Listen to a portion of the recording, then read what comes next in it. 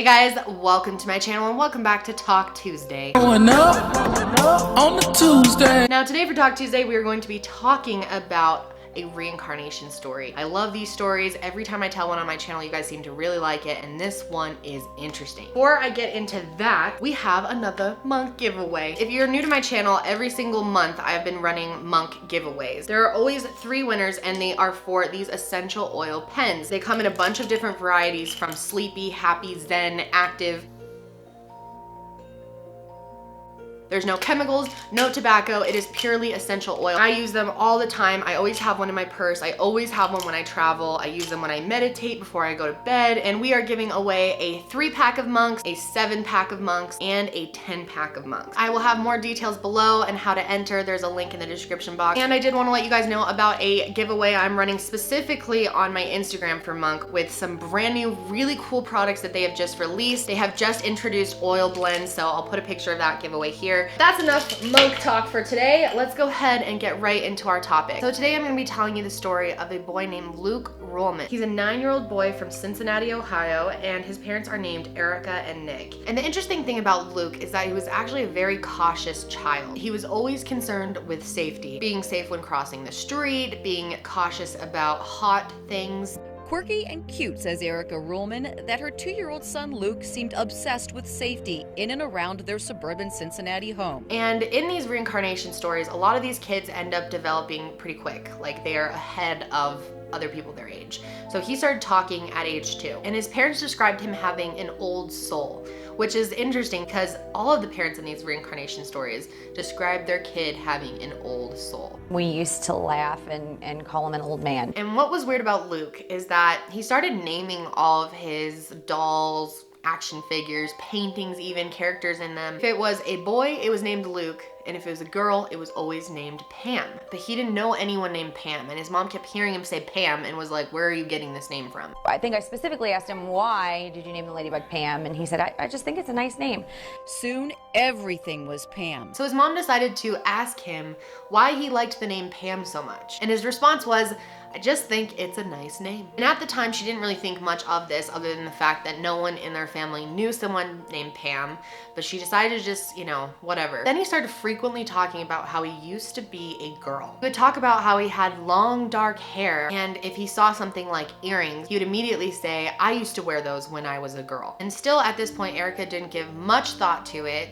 She figured he was just being a child and had an imagination. But as time went on, Luke's obsession with the name Pam did not go away. So one day Erica decided to ask him, who is Pam? And his response was, me. And I was like, what do you mean you were? And he was like, well, I used to be. And listen to his response. But I died and I went up to heaven. I saw God.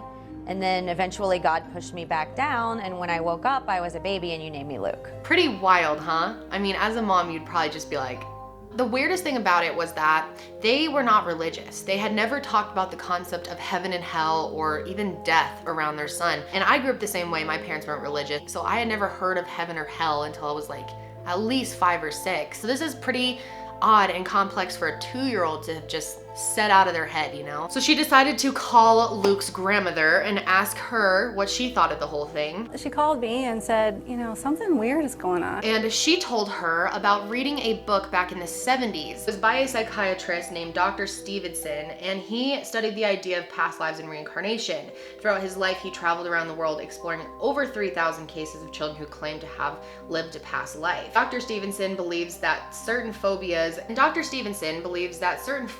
unusual abilities, or illness could not be 100% explained by the environment or hereditary, and that reincarnation has something to do with it. Luke's parents were very logical. They saw the world very factual and didn't really believe in things like reincarnation. Erica was a little freaked out and didn't know what to do, so she actually stopped asking Luke about Pam for about a year or so. And they really stopped asking him about it because they were worried he would spin spin out with it, you know, like if it was just something he was making up, that asking about it more and entertaining it would make it worse, that he would just continue to talk about it. But one day when Luke was only 4 years old, he was watching TV and he happened to be watching something about the Oklahoma City bombing. And they showed the clip of the building. If you've never seen it, it just, one side of it is completely gone. There's like this giant hole in it. And when they showed that, Luke said that he was scared and didn't want to watch it and wanted them to turn it off. She reassured him that that was just a fake clip, that all the people that were in the clip were still alive. But this is when Luke told his mom that the reason he was scared is because that is how he died. This is when he started to explain that the clip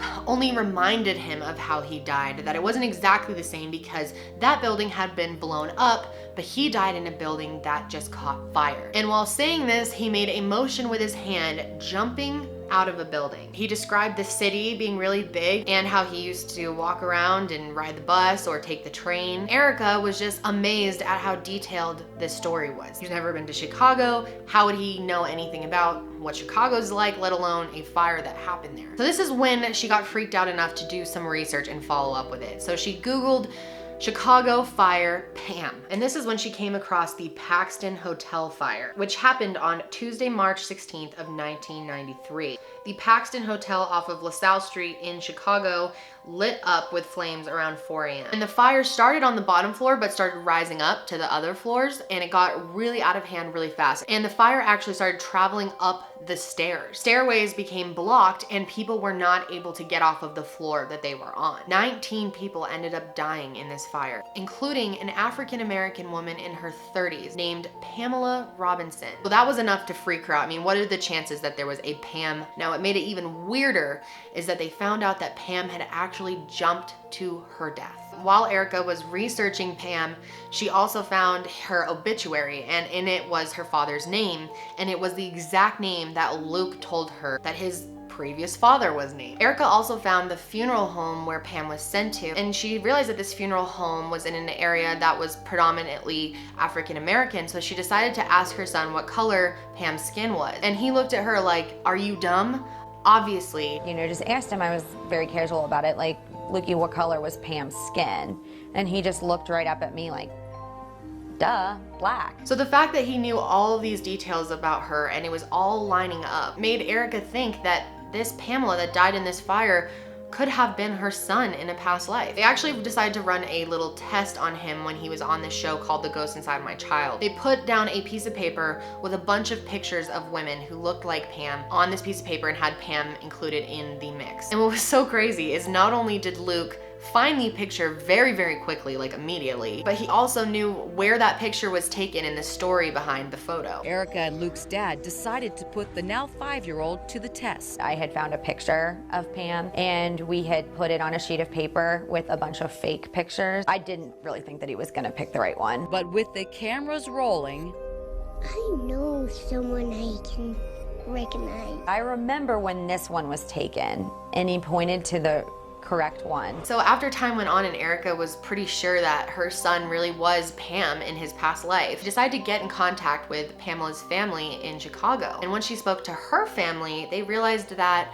he had even more of a connection to Pam than they realized. Pamela was a huge Stevie Wonder fan, and so was Luke, which is pretty unusual for his age. I know that Pam was a big like Stevie Wonder fan and Luke like really likes that era of music. She played the keyboard a lot. And one of the things that Luke, his favorite toy at the time was this little tiny piano that he would tote around with him.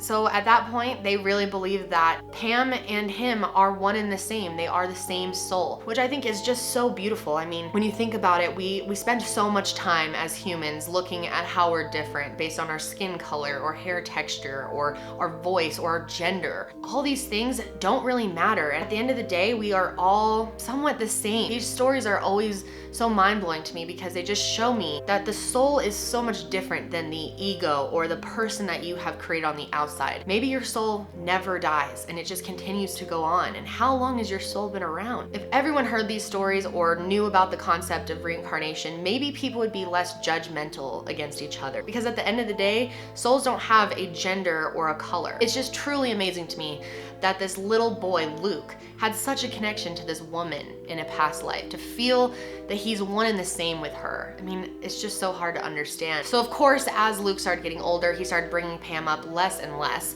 which always happens in these cases. The kids kind of start slowly letting go of it, and normally by the time they're about 7, 8, 9, 10, they're not coming up with any memories. Most of the information, if you're gonna get anything out of them, is when they're young. So if you're a parent and your kid says something weird or something that you're like, how the hell did you know that? Follow up with them, ask them some questions, because you never know how long that is going to stick around inside them. But by age 6, he completely stopped talking about Pam, and Erica believes that the reason he talked about her so much when he was young is he was still dealing with the trauma from her death. And normally in all these reincarnation stories, it's someone who had a traumatic death, a fire, something, I mean, they didn't just die in their bed. It's always something that they're having to work through, that it's like carried on trauma. She thinks that he just kind of needed to get this off his chest so that he could move on in his new life as Luke. His family got literally nothing out of this. They weren't paid to be on the show. They didn't do a book deal. They didn't do anything. So they made literally no money off of it. So that wasn't their motive. Why would you just make up all this stuff? And Erica to this day